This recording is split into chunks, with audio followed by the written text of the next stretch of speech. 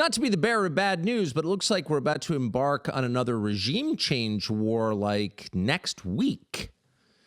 There's so much going on right now in this country that you may not be aware that there is a U.S. naval armada steaming toward Venezuela, which is a large oil-rich country in South America, not too far from here, actually. And the stated purpose of this show of military force is to force the leader of that country, Nicolas Maduro, to leave. And the threat is, unless he leaves, vacates the premises, gives up his job, turns over the reins to the opposition party, splits Venezuela for good, the United States will go to war with Venezuela, invade it even.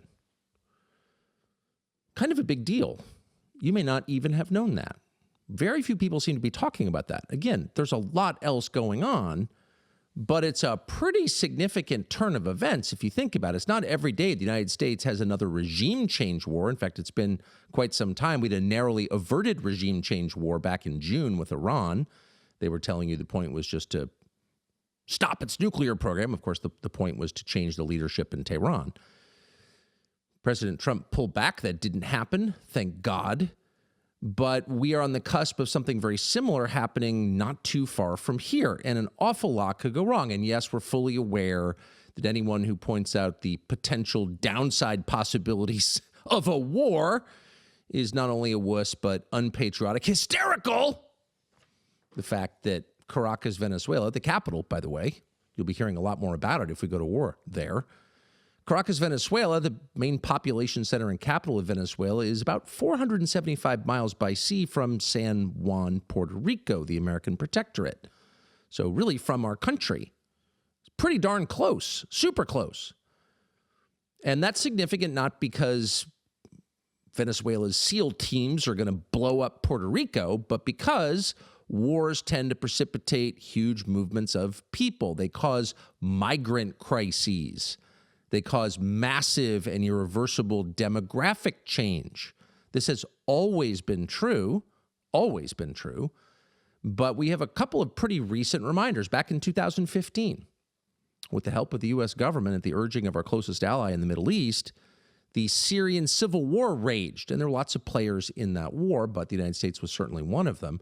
And as the result of the Syrian civil war, which most Americans were not paying attention to, Europe got invaded by migrants. You remember the migrant crisis of 2015? You may not remember because it never ended. In the 10 years since that, 1.3 million-ish asylum seekers arrived in Western Europe. Western Europe has been completely destroyed, totally unrecognizable. That's not an overstatement. Go to Paris, go to London, go to Oslo. Go to any capital in Western Europe, and it does not look Western European, and clearly that entire part of the continent is on the dramatic downswing. There are a lot of reasons for that, but the main reason is immigration, mass migration due to war. So that's not a hysterical position. It's not crazy to worry about that, considering we're pretty close to Venezuela. So that could happen. Also, people get killed in war. Whenever you commit troops to a place, even if you bomb a place, there are after effects, there are ripples, and people die, and some of those people are apt to be your people. So if you have a war, it's fair to expect some Americans will die. And of course, we've had a lot of wars in the last 100 years, and Americans have been prepared to bear that cost. Not usually the same Americans starting the wars or cheering on the wars. They never bear that cost because they never show up at the war. People like Lindsey Graham haven't been to a lot of wars. But most Americans are aware of the fact that when you have a war, people die, including some of our guys. It's sad, but we tell ourselves it's worth the cost. But it's close to inevitable. All of that is just to say, before this happens, it would be nice to know why we're doing this. Why are we having a regime change war? And by the way, unlike what happened in June, the people pushing this are just saying it right out loud. The purpose of this adventure is to replace the government of Venezuela. Now, we haven't liked the government of Venezuela for quite some time. It's been at least 10 years they've been under pretty tough American sanctions. There have been now publicized efforts to get rid of the leader of Venezuela, Nicolas Maduro, and before him, his predecessor, Hugo Chavez, who claimed as he died of cancer that he was infected with cancer by the CIA. No confirmation on that. But the point is, This is a conflict of long standing. The United States, under a number of different administrations, has said out loud, we would like someone else to run that country. Now, it's a little strange if you think about it, that one country can just say to another country, we don't like your leadership, leave or we'll kill you. But that's what we're doing. Is that a precedent you want to set? Well, we set it long ago. But what's interesting is it's hard to think of all the regime change affected by the United States and its various agencies whose budgets you can't know and whose activities are still decades later shrouded in secrecy. Of all those regime changes affected by the U.S. government, how many worked out well? Would anyone say that hanging Saddam Hussein made Iraq better, made the world safer, made America more prosperous? Well, it empowered Iran, for one thing, and so on and so on and so on. So to say the U.S. does not have a positive track record of regime change, that the after effects upon examination haven't been worth doing, I mean, that's an understatement. It never works. But we're doing it again, apparently. So the question is why? Why are we doing this? Why are we so opposed to Nicolas Maduro? So if you ask someone on the street, random person, why are we against Nicolas Maduro? The answer you're going to get is, who's Nicolas Maduro? But if you find someone in South Florida, for example, who knows who Nicolas Maduro is, who can identify where Venezuela is on a map, that person will almost certainly say, well, because he's a communist or a socialist, he's exceedingly left-wing, and that is true. Nicolas Maduro and his government are very left-wing on economics, not on social policy, by the way, which is kind of interesting. In Venezuela, gay marriage is banned, abortion is banned, sex changes for transgenderism are banned. It's one of the very few countries in the entire hemisphere with those policies. It is on social policy, not defending the regime, just saying, one of the most conservative countries in North or South or Central America. Only El Salvador really comes close, which is much smaller, of course. And by the way, the U.S.-backed opposition leader who would take Maduro's place if he were taken out is, of course, pretty eager to get gay marriage in Venezuela. So to those of you who thought this whole project was globo homo, not crazy, actually. So the average person, when asked, would say, we got to get rid of the guy because his politics are bad, his ideas are bad. We're in favor of democracy. Of course, that's why we're supporting the unelected dictator in Ukraine, because we're for democracy. That's why we had the 2020 election with the drop boxes and the fake mail-in ballots, because we're for democracy. But democracy, because we have a moral obligation to make sure that good government reigns in our hemisphere. That would be the answer. But that's not really a compelling answer. Is that really the reason? So if we see a leader in our hemisphere or anywhere in the world who's dictatorial, who, I don't know, cancels his own citizens, arrest them for saying bad things, we overthrow that person? That's not really the standard. No. Our closest ally in Europe is the UK. And famously, last year, the UK sent 3 times as many people to jail as Russia did for saying naughty things on social media. So the UK, the government of Great Britain under Keir Starmer, is authoritarian. Obviously, it's not a democratic government. You can have a democratic government with censorship by definition, of course. If people can't say what they believe is true, they're not free people. It's not a democracy. They don't own the country. They're under the thumb of a dictator. But there's no move to liberate long-suffering Britons from Keir Starmer. Maybe there should be, but there isn't. So I think we can safely discount democracy as a reason for affecting regime change in Venezuela. We're not going to go kill Nicolas Maduro because we don't like the way he's treating his people. It's possible we're mad that he doesn't allow gay marriage. That is a distinct possibility, but no one will say that out loud. So what could be the other reasons? Well, energy. That's the obvious one. Venezuela has the deepest proven oil reserves, the biggest proven oil reserves in the world.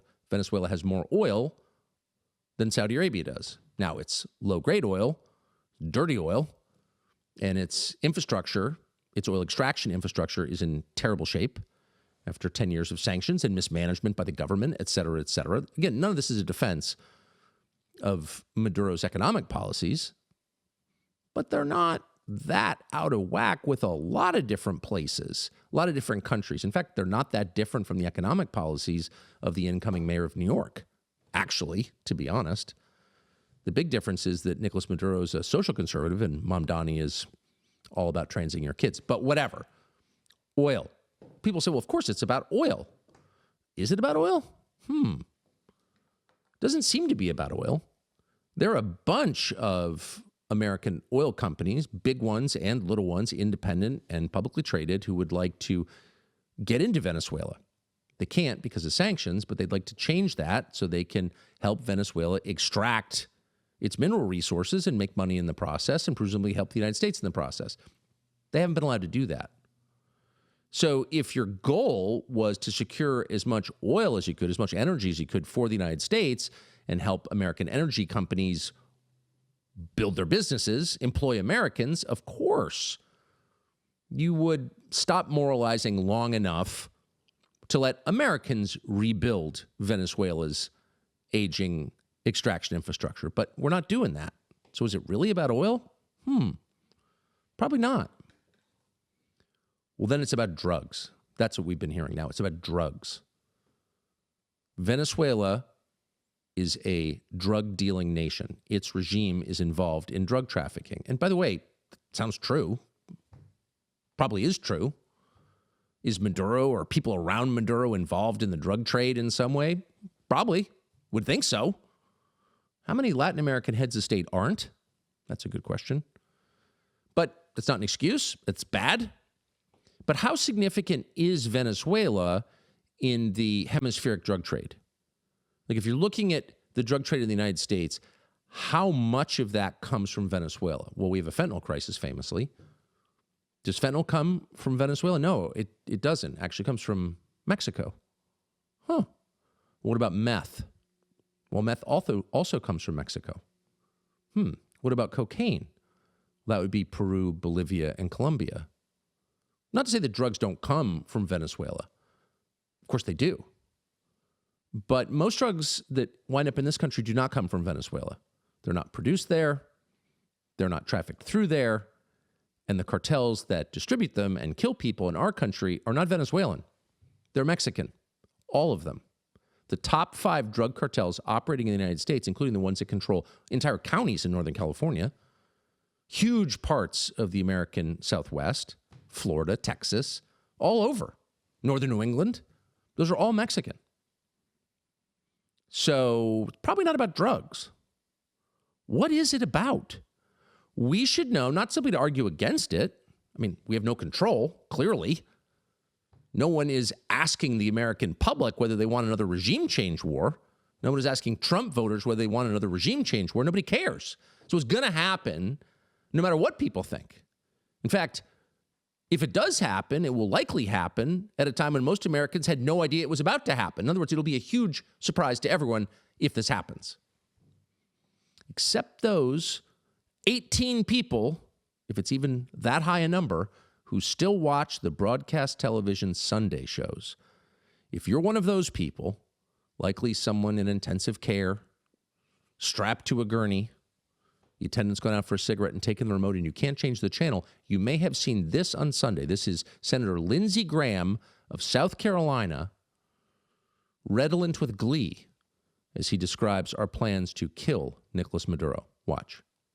Venezuela is now partnering with Hezbollah. Hezbollah is running out of money because Iran is weak. That's not new. Partnering with drug cartels in Venezuela. No, it should have stopped. Here's what's new. You got a commander-in-chief that's not going to put up with this crap. We're not going to sit on the sidelines and watch boats full of drugs come to our country. We're going to blow them up and kill the people that want to poison America. And we're now going to expand operations, I think, to the land. We're not going to torture you by replaying that tape, but if you rewind it in your spare time to the point where he says, and I'm quoting, "We're going to kill people," you can see a little shiver of excitement go through his aging frame. We're going to kill people. We're going to kill people, and we're going to kill them, as Lindsey Graham just explained, because Hezbollah in Lebanon. So you have definitely heard about 8 Sleep by now. People are talking about the well-rested people, you know, are talking about it. It's a company with one mission: improve your sleep. And it is changing the way Americans get a good night's sleep. And trust me, they need it. So we just received word that their team is launching a new product. It's called the Pod 5.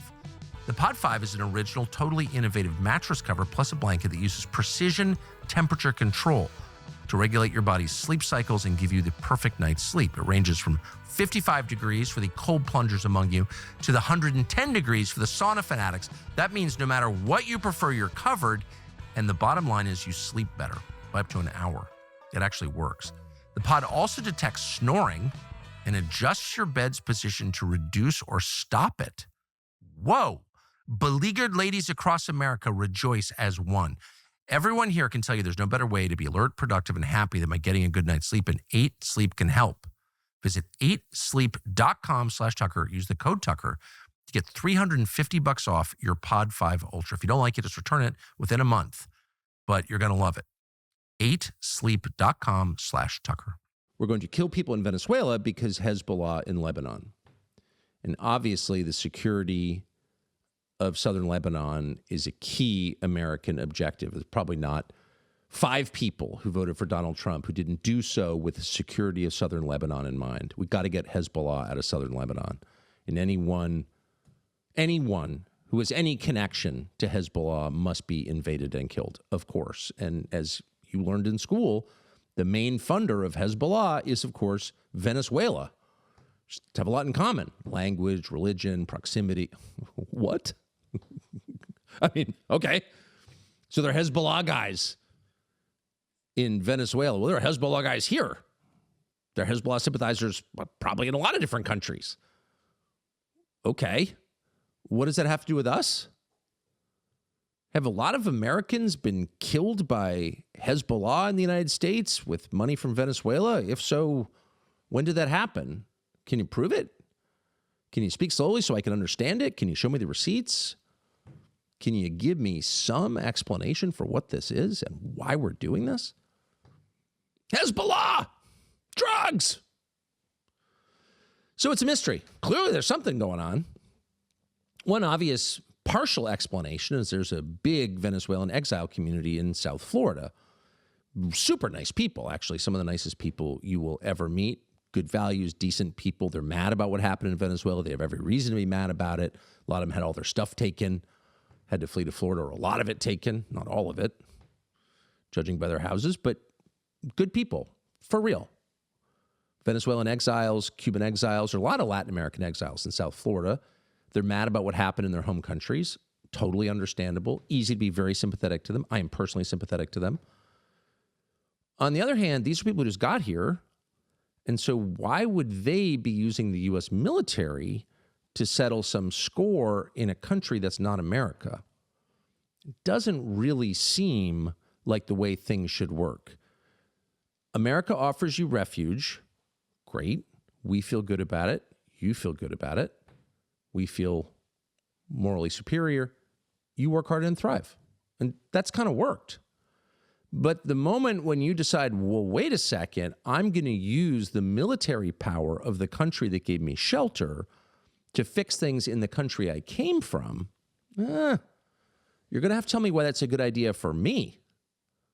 And for everyone else, the hundreds of millions of other Americans who didn't come from anywhere else, who were born here, whose grandparents were born here. Why should we be paying for that? How is that good for us? Shut up! No one ever asked those questions. So it's possible that there's been quite a bit of lobbying by Venezuelan exiles in South Florida to do this. And of course, we know that that's true. But is that really the reason? It feels like there must be something else going on. You don't send the U.S. Navy to go affect regime change because people in 3 counties in 1 state want it, do you? Maybe there's something else. Not exactly sure what it is. Someone should look into this because it's apparently really important. But let's linger on the last explanation, the stated explanation. You'll notice after Lindsey Graham finished hyperventilating about Hezbollah, whatever that is. By the way, he left out the part about why I should care.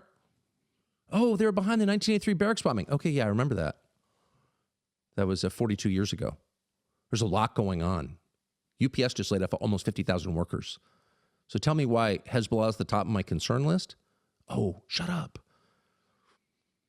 But after he got done with the Hezbollah part and restoring peace to southern Lebanon, key concern for most Americans, he said this is about drugs, bringing boats of drugs.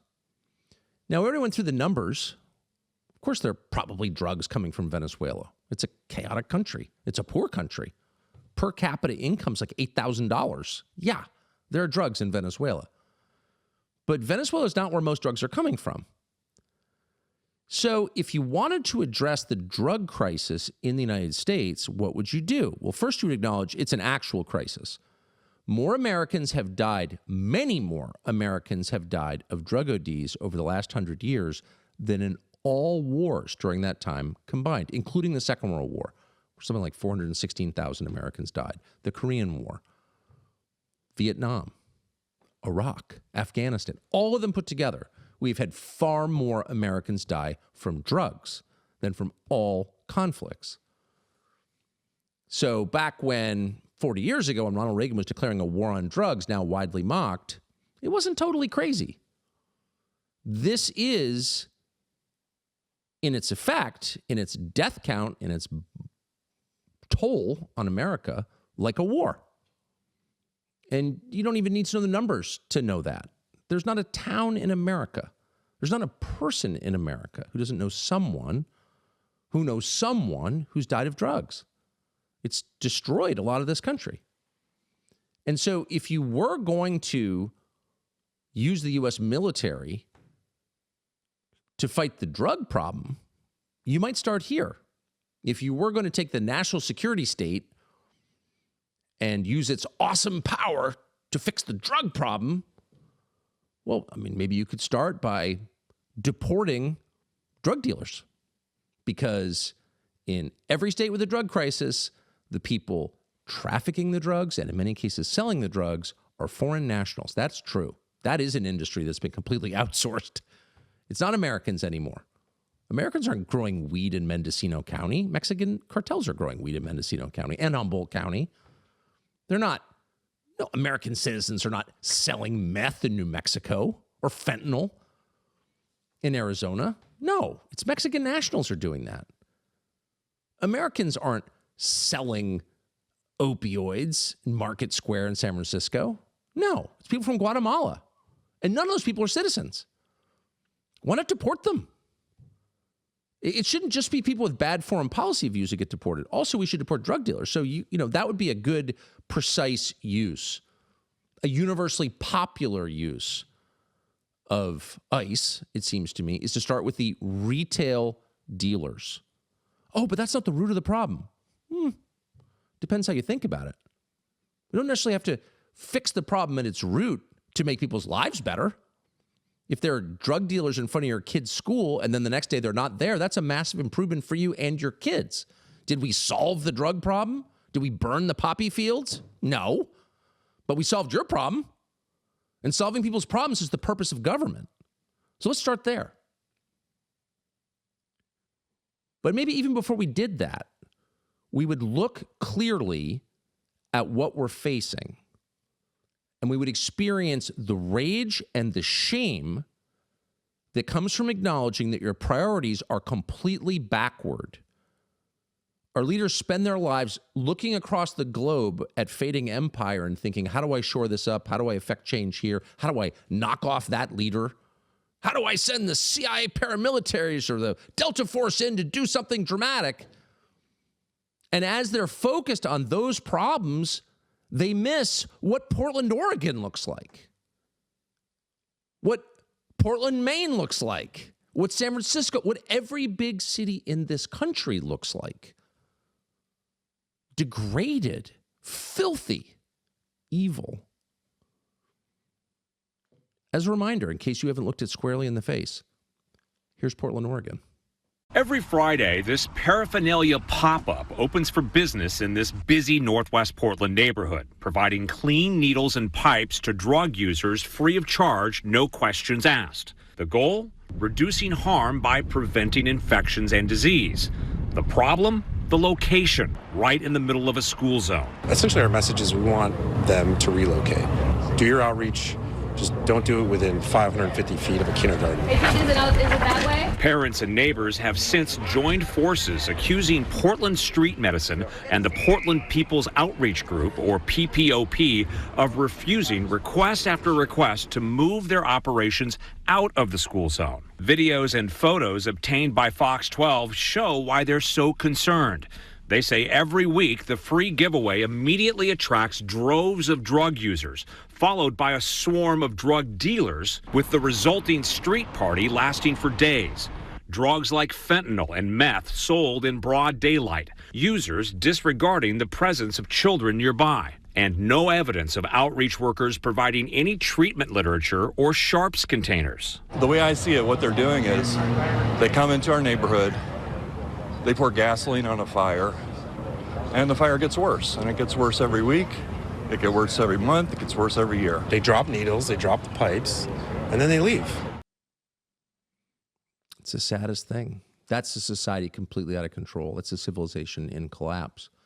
And the saddest thing of all is the expectations of the neighbors and the parents. Move it out of the school zone. The school zone. The school zone? How about the city? How about the state? How about our country? Get out now. If you're giving drug paraphernalia to drug addicts, you're going to get shut down immediately. If you're a convenience store selling meth pipes and Brillo pads,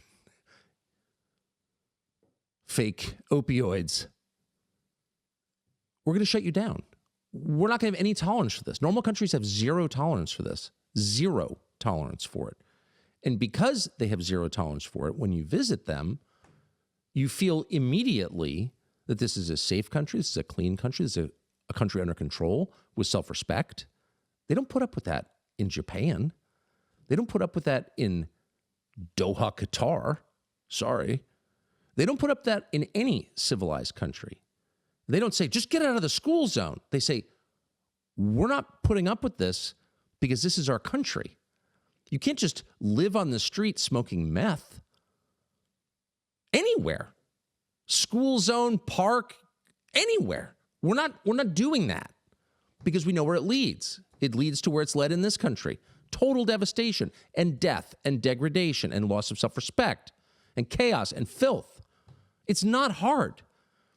You don't need to kill Nicolas Maduro to fix the problem. You need to shut down the NGOs that are making the problem worse. They're your enemy and the enemy of civilization. Giving needles and pipes to drug addicts? They'll give you some lecture about harm reduction. How about we just end the harm right now by shutting down those NGOs? It's not complex. You don't need the U.S. Navy to do that.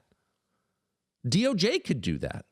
The entire state of Oregon and many other states, but Oregon specifically, is in a state of insurrection by its total unwillingness to abide by federal narcotics laws. They just legalized fentanyl and crack. Can you do that? Can you legalize slavery? Can you? Of course you can't. You can't just ignore federal law. And if you can, why are you paying your taxes? Seriously.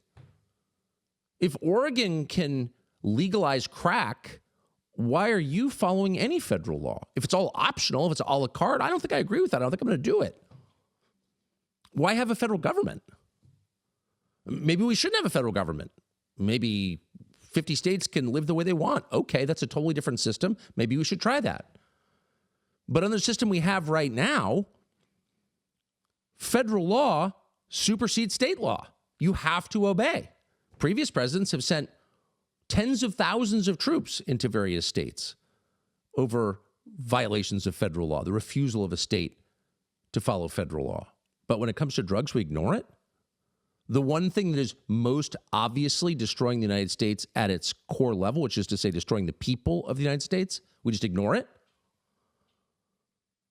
This would be a good time to use force. I know it probably wouldn't fix the Hezbollah problem. Hezbollah! But it might make people's lives better in our country. Maybe that's why they're not interested in doing it. Maybe that's why Mark Levin isn't calling for it. because it's just about us and like, who cares? Shut up and pay. But of course, it would be a mistake to pretend it's just Portland, Oregon. It's also Tampa, Florida. It's also Phoenix, Arizona. It's also Oklahoma City. And it's Bangor. And it's every single city in this country has a deadly drug problem that, to restate, has killed more Americans in the last 100 years than all wars combined. Here's Philadelphia. Watch this. Alarm bells are sounding in Philadelphia about Trank. You'd see people kind of like walking around looking like animals when their knuckles are touching the ground. Now Art El Malik's hands and knuckles are swollen to 3 times their natural size from exposure to the animal sedative xylazine, street name Trank. When I was leaving, somebody had samples, and that's what got me stuck, man. They had samples of pretty dope. The xylazine now mixed into 90% of Philadelphia's fentanyl and heroin supply, drugs that drive fatal overdoses. Adding a horse tranquilizer, something more sedating, makes it feel like it lasts longer. But now fentanyl addicts newly addicted to xylazine, seen nodding out and falling over along Philadelphia's notorious Kensington Avenue, are also developing dangerous sores on their bodies. Big ass holes all over you, these sores in your legs and wherever. They just pop out anywhere. Have the doctors told you that you could lose your leg? Yes. And that's not enough to get you to stop? Trying. It's a lot easier said than done. The next time someone lectures you to Hamas or Hezbollah, show them that video. That's your country. Those are your countrymen. Those are your people. And they're not only dying, it's worse than that. They're living death. They're so degraded. You heard the guy say they live like animals. Killing Maduro, I guess you can make a case for it. It's not going to fix that. It's not going to even touch that. So why not go right to the actual problem, which is we put up with this stuff we shouldn't. Our federal government doesn't care. Lindsey Graham has zero interest in solving these problems. But those are the real problems. They're the problems you can walk to. They're the problems in your city. They're the reason you don't live in the city you grew up in anymore. They've driven you out of your own city. We're running out of places to run to. And nobody cares. They're not sending the U.S. Navy to fix the city you grew up in. Because it's not Hezbollah. So the question is, are we actually about to embark on a regime change war in Venezuela? What is this naval armada doing on its way to Caracas? SimpliSafe stops crime before it happens, which is the way to stop it. Most security systems work backwards. They react to a break-in. They alert the authorities once someone's already in your house. Woo! You don't want someone in your house in the first place. You want to deter that. That's why you get SimpliSafe.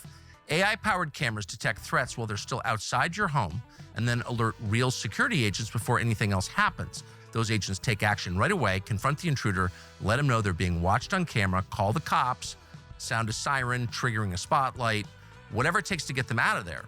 That is actual security. SimpliSafe's monitoring agents have your back even when you're not at home. Wait for someone to break in a home invasion. Yeah, no thanks. We trust SimpliSafe. Why? Well, there are no long-term contracts or hidden fees. It's been named Best Home Security System for 5 years running, and there's a 60-day money-back guarantee. Setup is super easy. The app is simple to use. The monitoring is reliable. Real peace of mind whether you're at home or not. And right now, you can save 50% on a SimpliSafe home security system at simplisafe.com/Tucker. SimpliSafe, S-I-M-P-L-I, safe.com/Tucker. There is no safe like SimpliSafe. Colonel Douglas Macgregor commanded the last tank battle that the U.S. Army participated in during the first Iraq War, a graduate of West Point and a frequent guest, joins us now to assess the likelihood of a regime change war against Maduro. Doug, thanks so much for coming on. Are we doing this? It looks bad. In fact, it looks like it could happen on 4 or 5 November. The reason I bring that up, it just so happens to be a full moon, which would lend credence to the argument that lunatics are ruling us in Washington, D.C. You've gone down the list of reasons, and there are a couple that I would add, because I recently went into DC and I talked to some people. Some of the people I talked to are just below the decision maker level. And these are the usual smug resume builders who come in and out through every administration, hoping that at some point they'll get a high level appointment. And they said a couple of things that I thought were interesting. First, they said, well, you got to understand, Doug, we're flipping the chessboard on Russia and China. I said, what? Oh, yes, don't you understand? By going into Venezuela, we're saying a very strong message, because Russia and China have tried to build up and cultivate support there, and we're telling them that they can't do it. We're flipping the chessboard. Well, I said, I don't think the Russians are prepared to fight for Venezuela. In fact, I know that Putin has given very explicit instructions to the Venezuelans. You're on your own. We'll give you equipment and assistance if we can, but forget it. We're not going to fight for you. The Chinese certainly aren't going to send the Chinese Navy to the Caribbean to stand off and fight us. That's not going to happen. And I said that. I said, so, you can't make this argument that this has some great strategic value that justifies this enormous task force. And, it ultimately boiled down to, it's time for us to be strong again. As though bombing hapless people in Venezuela or Colombia or Nicaragua or anywhere in Latin America is testimony to our greatness as a nation. And then, of course, the final straw is, well, we've got to destroy the drug problem where it originates. Well, I've got a big flash of the obvious. The drug problem originates here inside the United States. You're not going to get anywhere by bombing Mexico, just because Mexico provides most of the fentanyl. And when I say Mexico, we're talking about the cartels. And Mexico's an organized crime state. It has been for a while. They're going to do what they can, but the Mexican army is much more responsive to the cartels than it is to the president of Mexico. So, bombing these places isn't going to stop anything. It's not going to improve anything. It may turn out to rally all of Latin America against us. The evil Yankee who's intervening yet again inside Central and South America. We're blamed for almost everything that's wrong down there. All we're doing is saying, I guess you're right. Look what we're doing now. It's not going to change anything. But that means you've got to come home. This seems to be the thing that no one in Washington wants to do. Somebody said, Doug, what do you want to come home for? We have troops all over the place. What do you want to come back here for? I said, because what happens here is far more important and existential for us than anything beyond our borders. The world has changed. Putting little packets of troops or ships here or there isn't going to stop things from happening overseas. They're going to happen whether we like it or not. And the good news is most of what happens beyond our borders doesn't matter to us. It's not a reflection on us. We need to focus here. And I said, if you exercise some restraint right now, you bring the forces back to the United States, defend the borders, defend the coastal waters, and then crack down on the peddlers. And I would add child trafficking to the drug trafficking. Of course. And I would impose the death penalty for anybody who engages in it. That means you're going to go to trial, and if you're found guilty, you're going to face the death penalty. Everybody says, oh, that's terrible. But it's okay to bomb Venezuela. Don't execute the drug peddler or the child trafficker, but let's bomb Venezuela. Doesn't make any damn sense whatsoever. That's where people's heads are right now in Washington, D.C. But I worry. I mean, it used to be, well, you're the Army officer, you tell me, but my understanding was in a democracy, in our republic, the president has constitutional authority to just send troops and start wars effectively, even without congressional approval, I've noticed. But there was always this expectation that someone would explain why we're doing this. You didn't want to go into a conflict because, of course, you never really know what's going to happen without getting the public on board. And I don't think I know 5 people who know this is about to happen. Well, you bring something up that's very interesting. Somebody pointed out to me just the other day, Benjamin Franklin told the population that was standing out in front of Independence Hall when they asked, what sort of government do we have now, Mr. Franklin? This is after the Constitutional Convention. He said, well, you have a republic if you can keep it. And he said, we need to change that because today, if Ben Franklin came back, he would say, you have a drama queen republic if you can keep it. Yeah. We have a lot of frivolous theatrics in Washington that passes for diplomacy and policy. We have a president, and you know that I like the president personally, always have. But everything is about theatrics and optics and appearances. And now we have the prime minister of Japan, who just made wonderful deals for Japan with us, by the way. Japan is going to continue to buy oil and gas from Russia. There will be no change in that. Japan is going to invest more in the United States. We're already heavily invested here as it is. That's not a big deal. Although Toyota has since come back and said, we're not increasing our investment. Sorry, we didn't make that promise. But she gave Donald Trump the most expensive set of golf clubs in world history. They're beautiful. They're magnificent. And she promised that she would nominate him for the Nobel Peace Prize. And suddenly, President Trump says, this has been a big success. We are winning. So now he goes on to South Korea. I'm sure he'll get some similar treatment there. And oh, by the way, I see no evidence that India is going to stop buying oil and gas from Russia either. And now we have this ceasefire that was declared a few weeks ago that's just completely disastrously violated by the Israelis. And everybody says, okay, that's fine. So what are we dealing with? We're dealing with facades, illusions. And I think Venezuela is another illusion. Instead of doing exactly what you've suggested, turning inward, focusing here at home on what's important, bring the forces back. If we'll exercise some restraint now, we'll build more capability for the future. But there is no long-term planning. We launched a tariff war. There's no stability in the tariff regime. It's driving everyone crazy. They talk about the dollar as reserve currency. That's all shifting into pure gold now. Ask Nassim Taleb. Ask Ray Dalio. Ask anybody. Gold is the new reserve currency. We're not even prepared for that world. We're not paying attention to it. Let's bomb Venezuela. Let's bomb Colombia. Let's punish those bastards. They're the ones that created this drug problem. No, they're not. They're feeding an appetite in North America for something that people will pay a lot of money for. Crack down on the appetite at home, secure the borders, the coastal waters, and stay out of Central and South America. I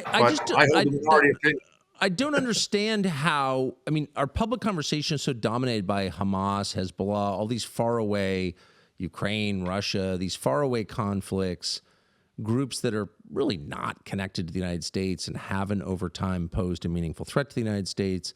You're not even allowed to say that. Hamas does not pose a threat to the United States and never has. Like, why am I more mad about Hamas than I'm mad about the open-air drug market in Philadelphia? Why don't any politicians in the Congress put the open-air drug market in Philadelphia above the threat of Hamas? What is that? Well, I think you have an answer of sorts. And it comes, interestingly enough, from Mrs. Machado. I don't know if she's married or not, so I call her Mrs. She may just be Miss Machado. She's the lady that just won the Nobel Peace Prize, and she's from Venezuela. And she said, if we're liberated by the U.S. Armed Forces and they remove Maduro, our first act will be to move the Venezuelan embassy to Jerusalem. What does that have to do with? I'm completely confused. Like, what? Well, you can't be that confused. I think she's hit on something very important. She's figured out where the power lies, and she's playing to the audience that makes the decisions. You're talking about this democracy business. We've always been a republic with limited democracy, but I think we can pretty much conclude that we're ruled now by a small group of extraordinarily wealthy people. Billionaire oligarchs. Those are the terms they use in Eastern Europe and places like Ukraine. Yeah. I think they're in charge. I think they're calling the shots. And I think there are interests in the oil resources, oil and gas primarily, although, let's face it, they've got gold mines and emerald mines as well, and other things. I'm told they have a lot of lithium. There may be a true interest in putting in a puppet government and finding a way to extract these resources, because right now, for the first time in 30 years, all the central banks beyond the borders of the United States around the world hold more gold than we do. That's a very important thing to understand. So how do you begin to reverse this process of managed decline, which is really what we've been on now for the last 25 years. Well, oil is part of it. Oil is gold. And even though the oil is exactly what you described, it's heavy oil, high sulfur content, requires a lot of refining. But still, we have the best oil engineers in the world, especially for deep drilling. It will probably, for the same amount of money we pay for 1 barrel of oil out of the ground in the United States, we can probably get 2 out of Venezuela.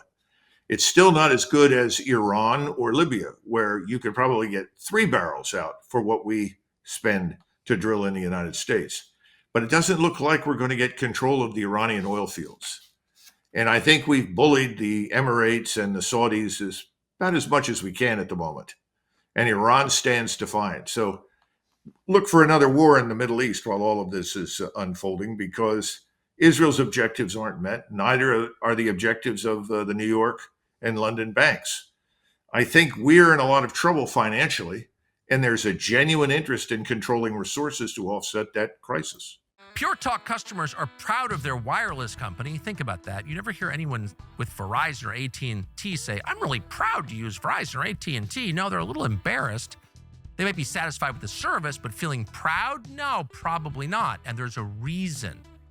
Americans with Pure Talk feel proud to use Pure Talk. It's not some soulless global corporation with call centers in Pakistan or Bangladesh. It's an actual American company built by Americans on American values, and they work to support veterans. This month, Pure Talk is using a portion of its sales to support Canines for Warriors. It's an organization that rescues and trains dogs, then pairs them with veterans, and there are many who are struggling with PTSD. It's a great mission. As a veteran-led company, Pure Talk is happy to partner with them and many others like them. So choose a wireless company that shares your values with plenty of talk, text, and 5G data for $25 a month. Actually, $25 a month. So you could save a lot too and feel good about doing it. Visit puretalk.com/Tucker to make the switch today. It's puretalk.com/Tucker and switch to America's wireless company, Pure Talk. So you think this is a resource play, that this is motivated by control?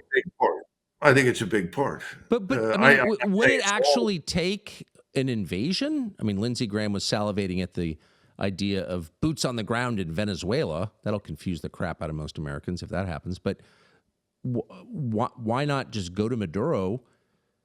I think he offered. Well, that's what I was just going to tell you, that we didn't have to go to Mr. Maduro. He came to us. Right. And in fact, President Trump was questioned in the Oval Office last week. And they said, we understand that Mr. Maduro approached you through intermediaries, no doubt, and offered you a very lucrative deal. I'm told it was about a stake in the oil and gas industry, all sorts of things like that. And he replied, he said, oh, yes, it was not just a good deal. He offered everything. And so people looked and said, was that not enough? No, that's not enough. I think there's something else going on here beyond that. Clearly. That's what I'm asking. I asked people, and some people have said, well, you remember Venezuela was involved in that Dominion software scandal. Remember, the Dominion software was developed for Hugo Chavez. I said, okay, maybe this is a personal grudge match. I don't know. But I do know that there's this feeling that President Trump needs a win. He wants a win. He's not going to get a win out of Ukraine. Doesn't look like he's going to get a win out of the Middle East. So where does he go for a win? How about Philadelphia or Portland? No, well, I'm serious. I mean, that was the whole point. That was why people voted for that. It's not hard, and for the resources we're spending just to send the ships to the Caribbean, you could do a lot for downtown Atlanta. Like, isn't that what people want? 77 million people voted for exactly what you're describing. There's no question about it. But I don't think that is necessarily the kind of theater that Washington's interested in. And I don't think people on the Hill, may also include friends of President Trump and others, are necessarily going to profit from any of that activity. I mean, we're watching an awful lot of huge $100 million, $1 billion deals closed all over the place by people connected back to Washington right now. That's not new. We saw that under the Biden and Clinton administrations, but it's certainly vulgar and out in the open right now. You don't close those kinds of deals by shutting down the drug trade and the child trafficking in Philadelphia or Seattle or anywhere else.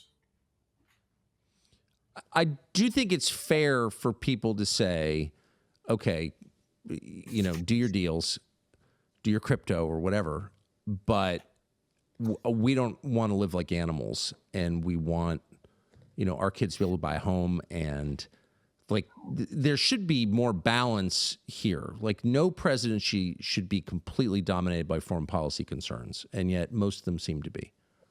Well, they're drawn into it because it's a wonderful platform for them to display their decisiveness, their strength, their courage, their leadership.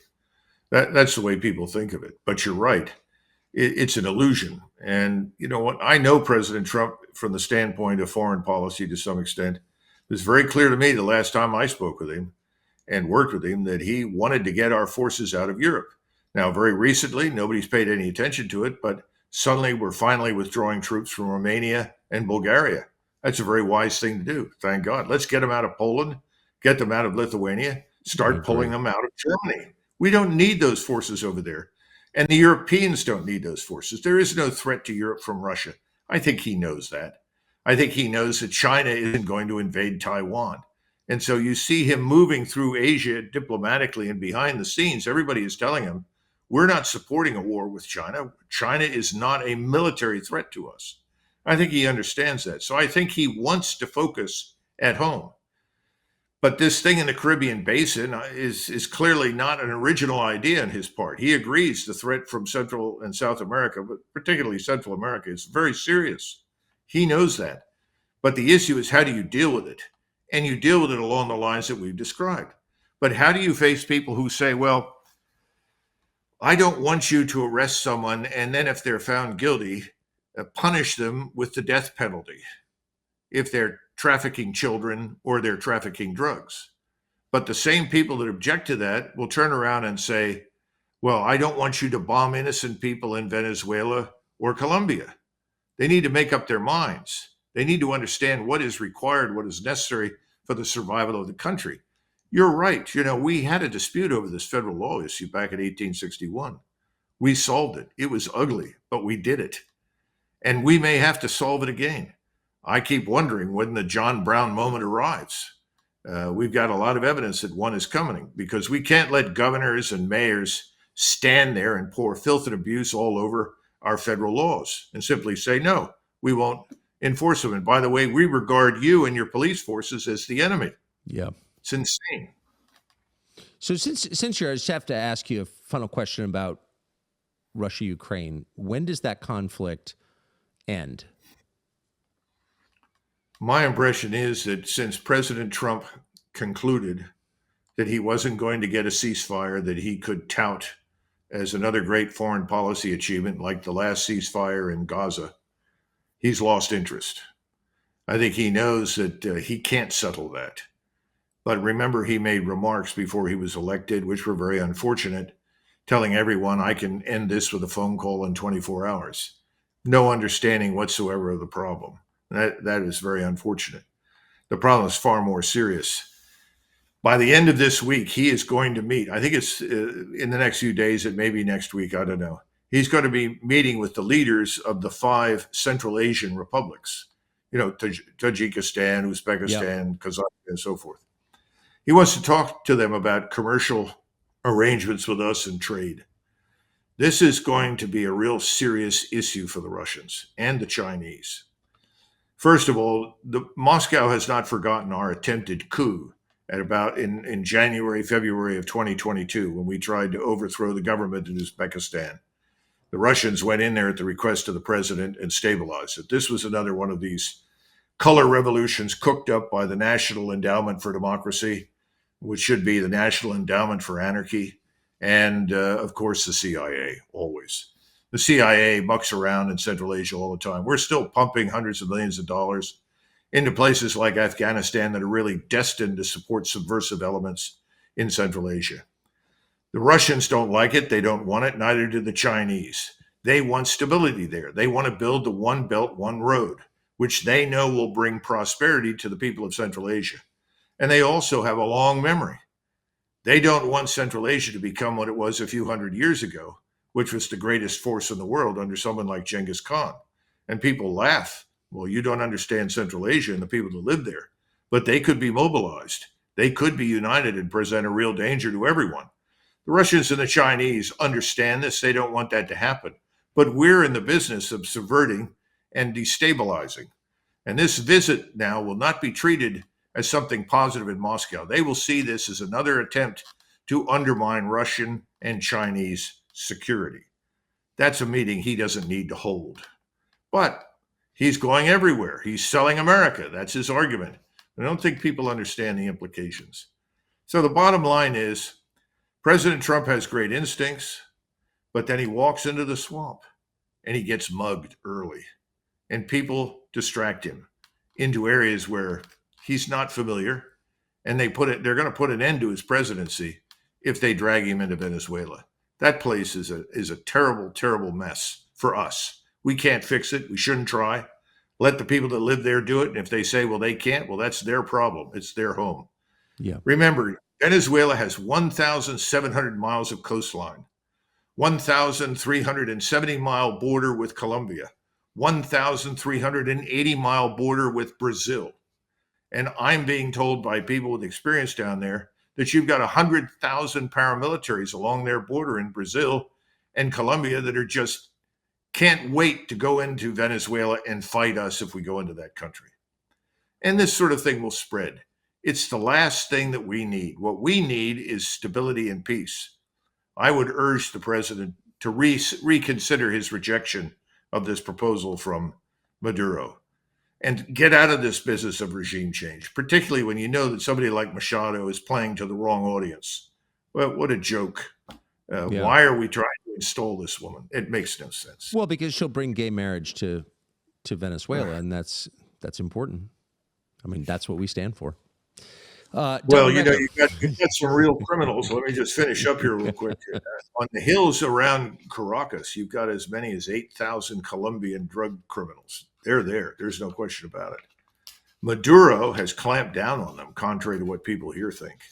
He's holding them in check. That's not an easy thing to do in Latin America. As you know, you visited El Salvador. Yep. You know the region. You know what it's like. This woman can't do that. So my point is that if you don't like it now, it'll get a lot worse if we go in there. Yeah, but I mean, is he protecting the trans community? No. So let's kill him. Thank you, Doug. Great to see you. Thank you, Tucker. So there are at least two ways, either ends of the telescope, to consider the drug problem. One is at the level of countries, the root problem, and the other is at the level of your experience, your daily life. So Washington is very focused on the macro.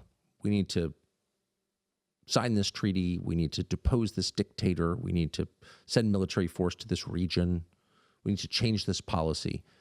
But most people understand drugs in terms of like their niece who is living on the street, or their nephew, or college roommate's son, or their own daughter who dies of a fentanyl OD.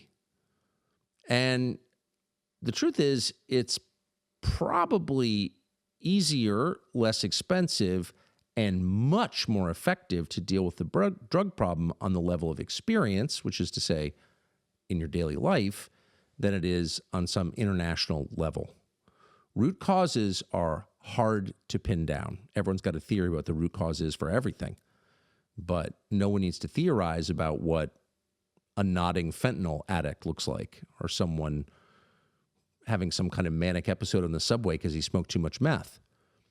That is something everybody understands, and authorities, local, state, and federal, have made basically zero effort to fix those problems for the last 30 years.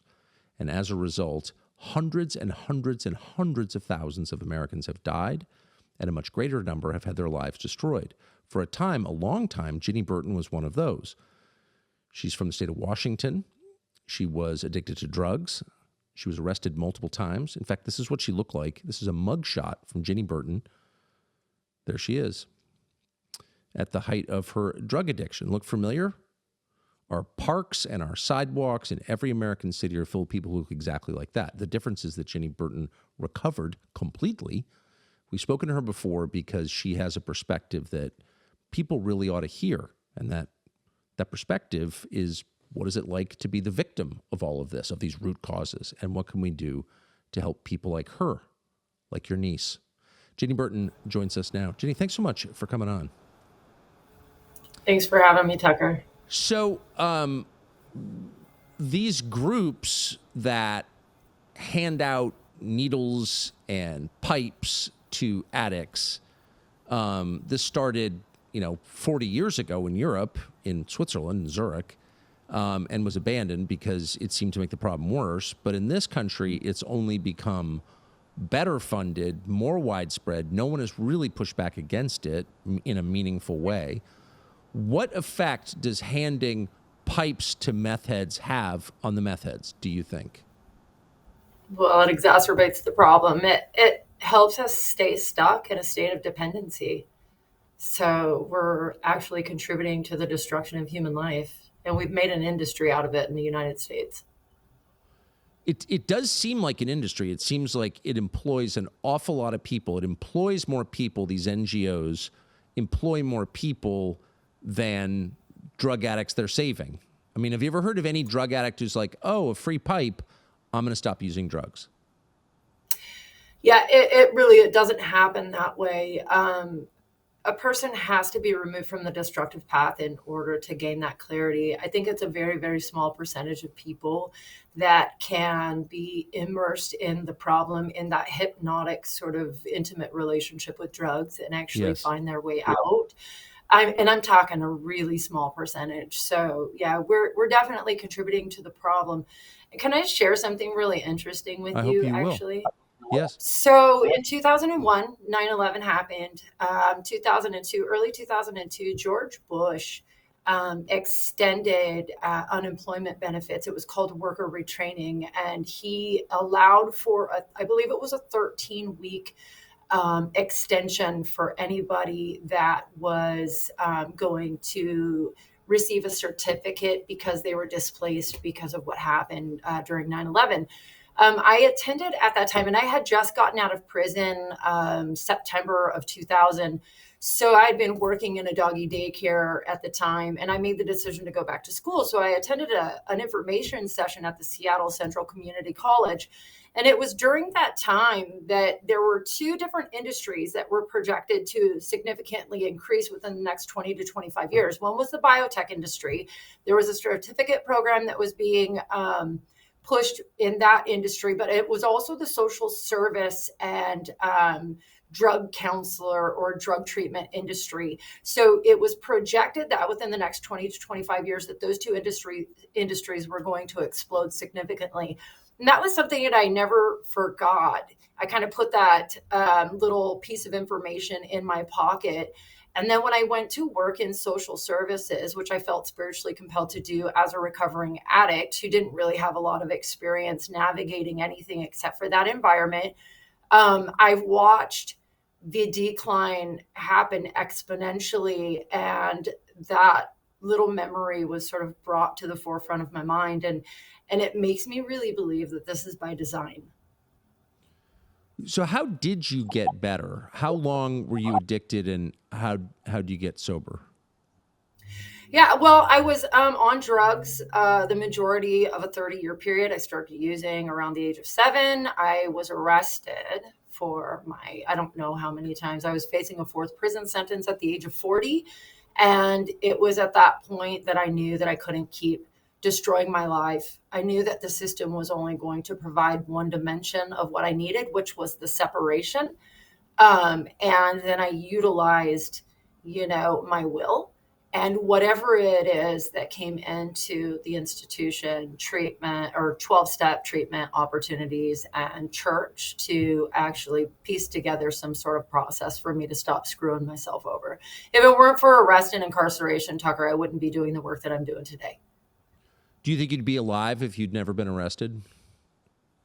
No, I'm pretty sure I'd probably be dead at this point, especially with what's been happening over the last 5 years. And mind you, we've had this progression with drugs and the sort of decrease in law enforcement engagement and court system separation from the real problem.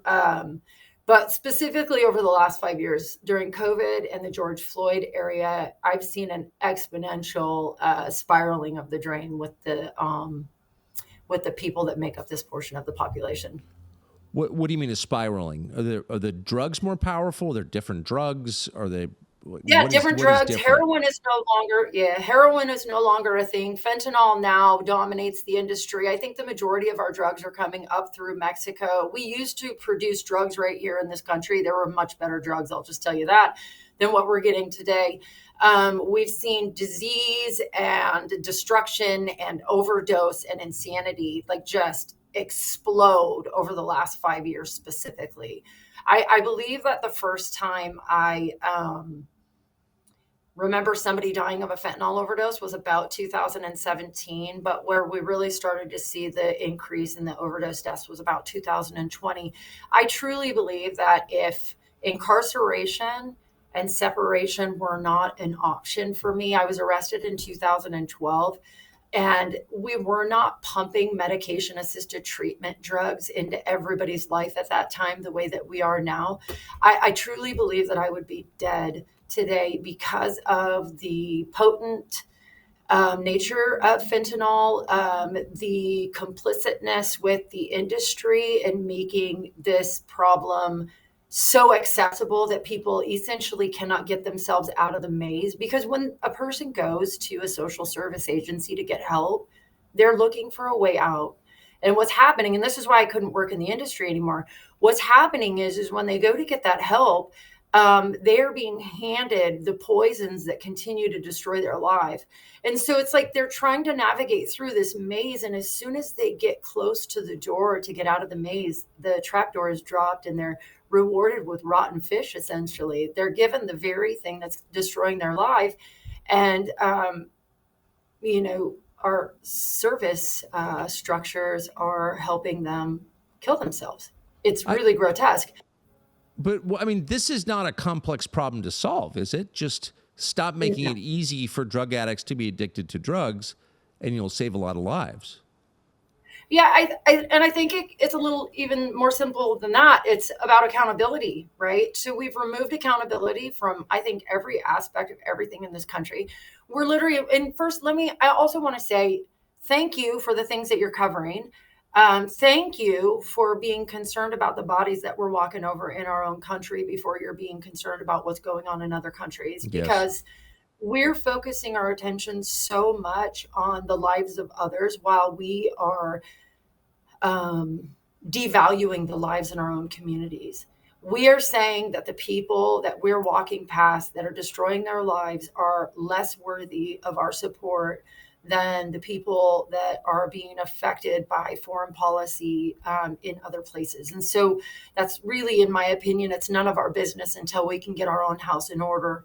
If I was in my home and my family members were ill and their lives were deteriorating and I was being mandated to go out into my neighborhood to help other families first, I would put a big break on that. I would not leave my own home to help the people in my neighborhood before I helped my own family. And I feel like that's what we're doing. And so we're spending millions and millions of dollars, billions and billions of dollars in other countries while we're spending millions and millions of dollars, actually $1.7 trillion in dependency creating programs that do not help people to overcome their circumstances or their underlying causes in this country, and ignoring the fact that these are our community members.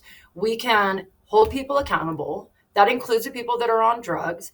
The people that are on drugs are not free. They're committing crimes. They're victimizing people in the community. It is our responsibility to love them enough to remove them from their destructive path, and at the same time remove the people that are complicit in pushing those drugs, right?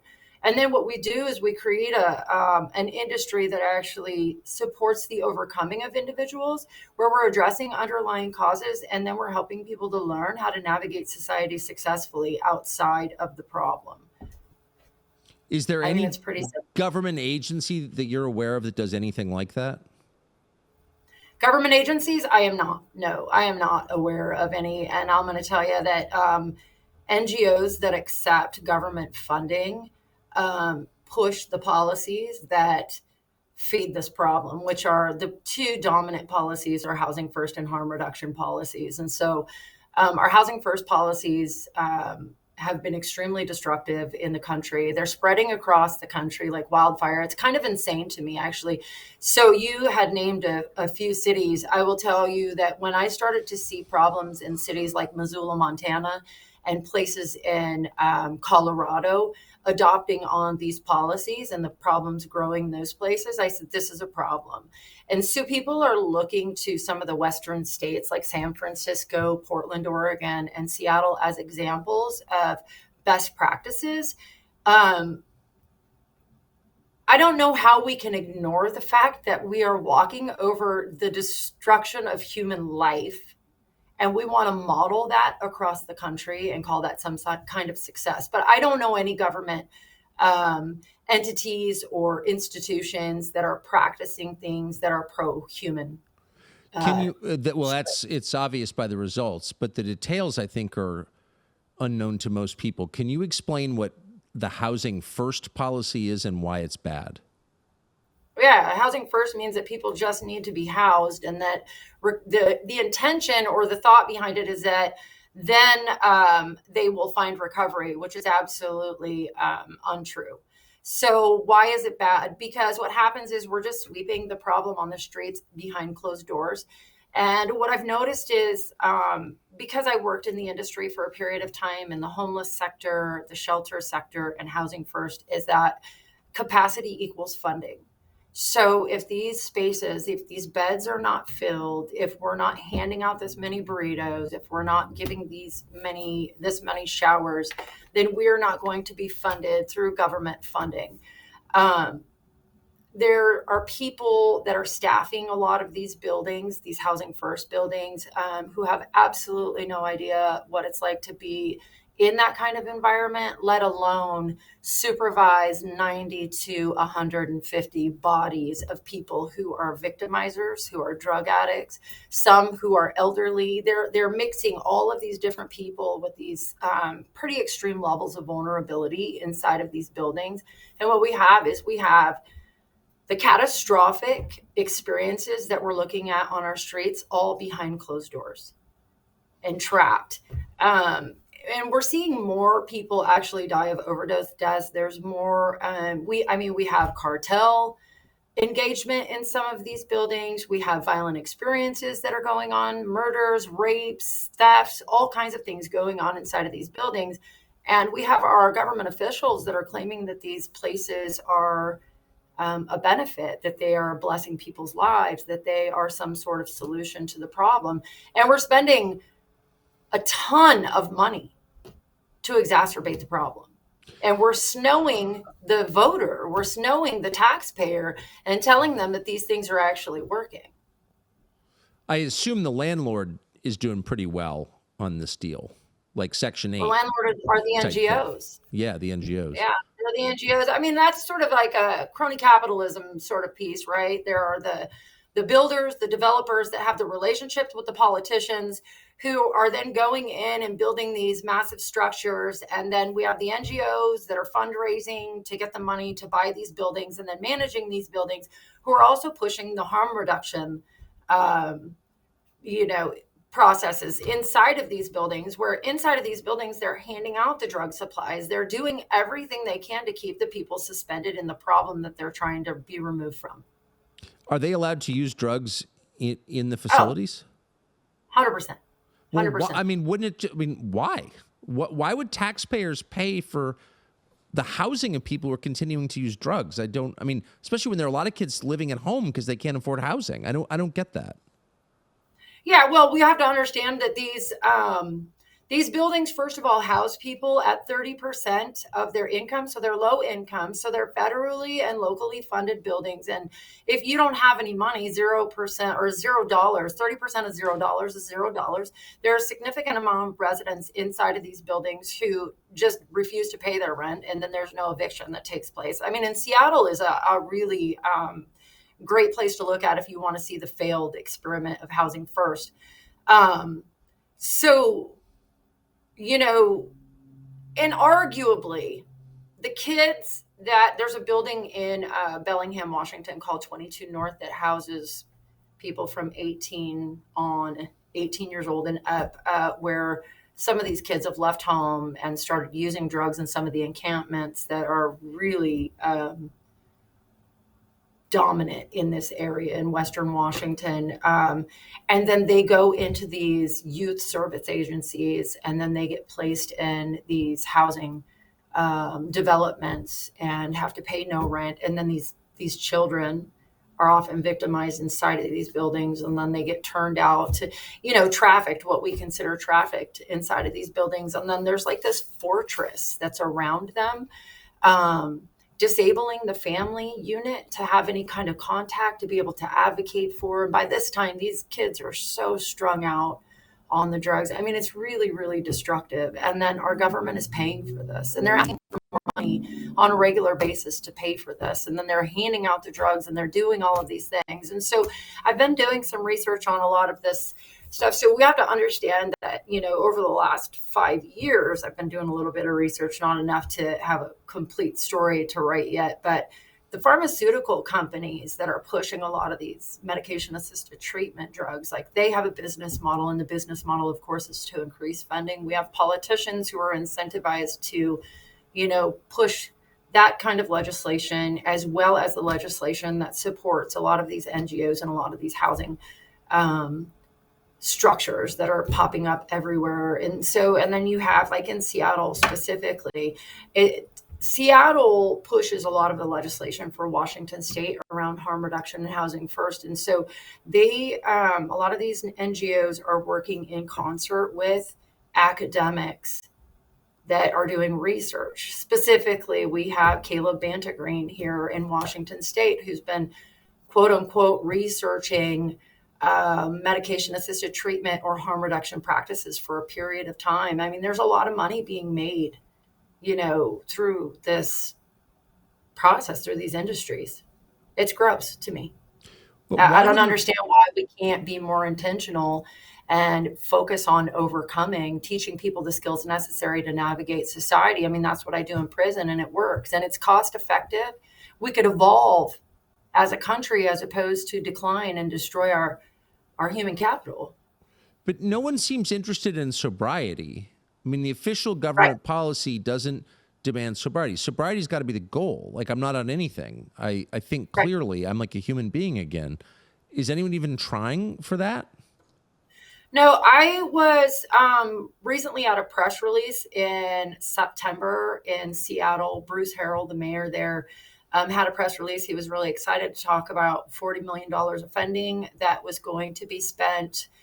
What we're experiencing here in Washington State and across the country in different areas is a rebranding, right? After the executive order came out from Donald Trump on homelessness and all of the things that we're talking about right now, some of the officials that I was just talking about in Seattle essentially expressed via media that, we're already doing these things, right? So we're just seeing a rebranding of these harm reduction and housing first spaces. And so there was this conversation where Harold was talking about how many millions of dollars were going to this organization, how many millions of dollars were going to that organization. And after they were done, I raised my hand and I said, how much of this money is going to be diverted to abstinence-based treatment and environments for people to come to when they want to get their life together?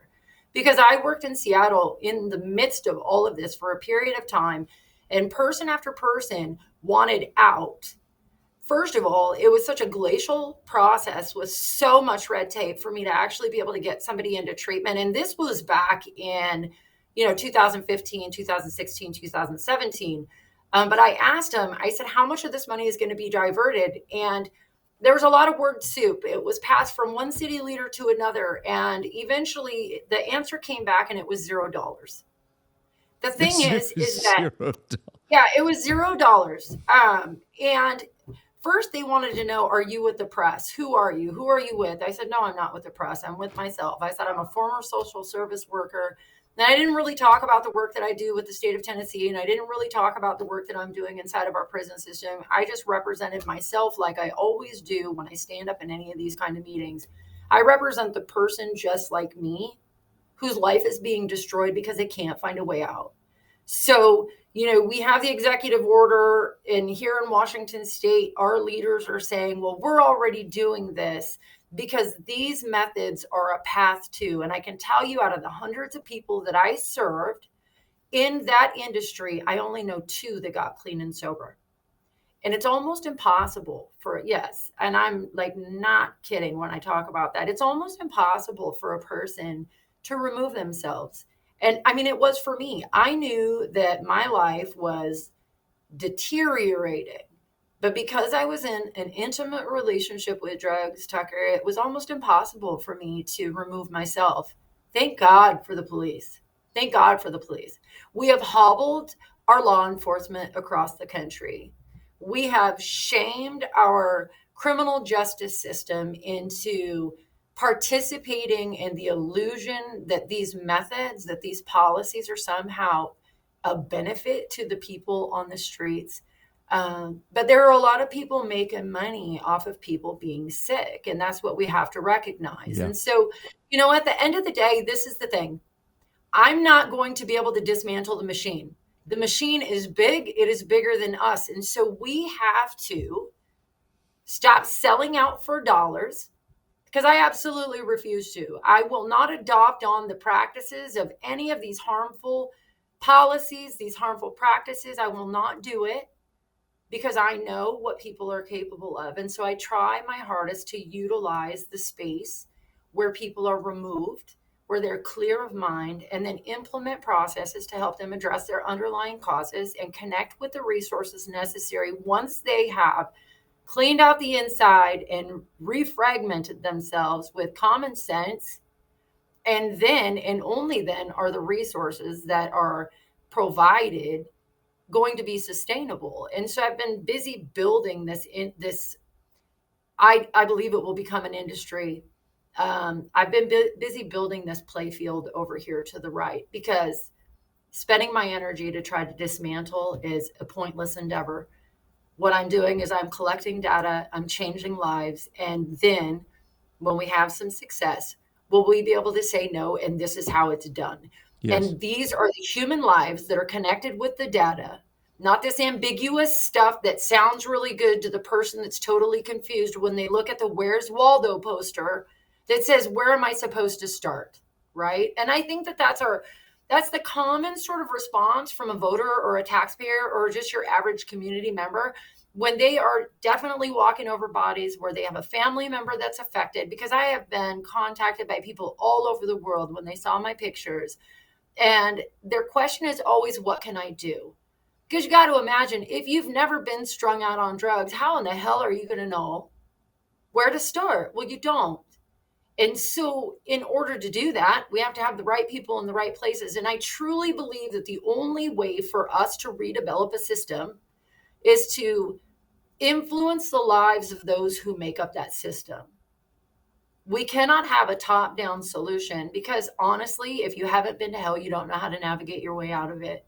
Well, so exactly. We can't expect, and I try to not talk about or think about how ineffective the majority of our political leaders, I have a hard time calling them leaders, but I have a really hard time, removing myself from being pissed off all the time, because I have a hard time looking at the destruction of human life, like really. And so, but my anger has to be fueled appropriately, right? So I've got to be able to help the people that make up the system change their lives.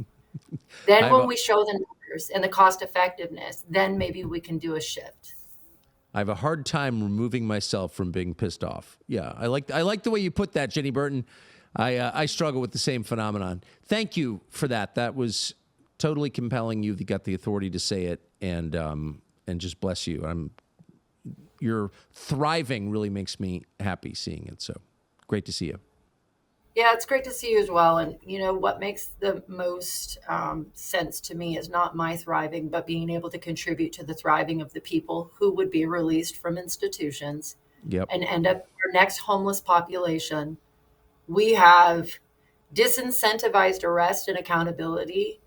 And that is the one thing that enables us to actually be able to change a nation, because we have to understand that all of these people are somebody's sons, daughters, mothers, fathers, brothers, sisters, and they're our neighbors. So we can either have them living next to us in a tent and dying in our front yard, or we can do something to actually influence them to be able to navigate society successfully. So thank you for having me, Tucker. I really appreciate your attention to this.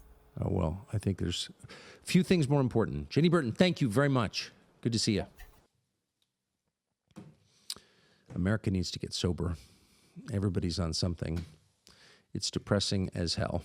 And so as long as we're spending billions of dollars to overthrow dictators, maybe we should pay attention to the actual drug problems in this country. Hopefully we will. Thanks for joining us. We'll be back live next week.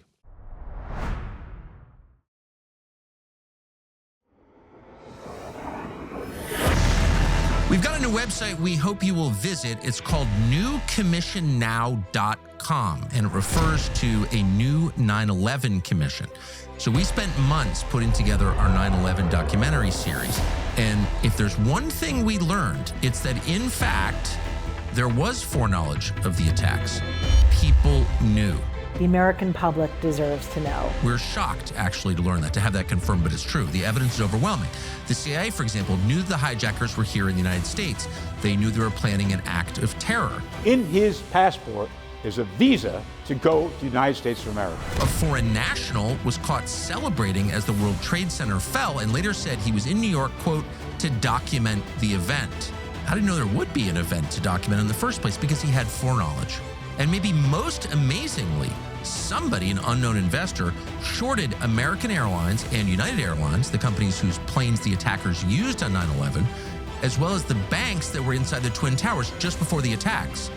They made money on the 9/11 attacks because they knew they were coming. Who did that? You have to look at the evidence. The U.S. government learned the name of that investor, but never released it. Maybe there's an innocent explanation for all this, but there isn't, actually. And by the way, it doesn't matter whether there is or not. The public deserves to know what the hell that was. How did people know ahead of time, and why was no one ever punished for it? 9/11 Commission, the original one, was a fraud. It was fake. Its conclusions were written before the investigation. That's true, and it's outrageous. This country needs a new 9/11 Commission, one that actually tells the truth, that tries to get to the bottom of the story. We can't just move on like nothing happened. 9/11 Commission is a cover-up. Something did happen. We need to force a new investigation into 9/11 almost 25 years later. Sorry, justice demands it. And if you want that, go to newcommissionnow.com to add your name to our petition. We're not getting paid for this. We're doing this because we really mean it. newcommissionnow.com.